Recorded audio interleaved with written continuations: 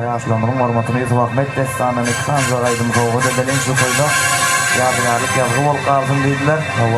Yaşlanların hormatına Yusuf Ahmet destanını Yusuf bilen Ahmet zindanda yatır Karagöz Yenur Peridat Ahmet Can'a aşık olup her gün kunartan artık oragatlık bilen her künçeni getirip yiğitlerine harlar dururdu.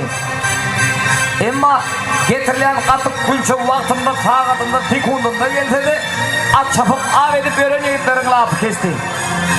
İmamların yatındığında bir baba yatır baba oğlanların günün kıyım geçeceğini bilip gel suların bir gününü ağlat diyen yani hoş geçiren deyip ey yiğitler ol gelen katıp kule künçü biz için gelen röydüp fikir etmeyin onu siz gelmeyen kanır.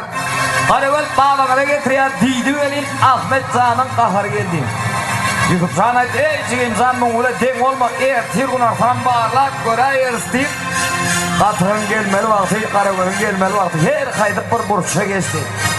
Karagöz'ün edil önkütiyal eli külçölü katıklı gelip dındağına terisi dındağının ortarında babam yekizöğüde asmana kara otir geldim mi Karagöz'üm umrağızı kizan aldın mı diyeyim oğlum bulup babasan babam İçime değirler yaktın sen Ahmet Sani Ahmet'im neyledin Ahmet'in deyip ağlak gidip uğrandı ben Ahmet Karagöz'üm gitme senin bulunduğunda ne geçsek ahvalimi deyip bir söz dedi bir bak ne mi dedi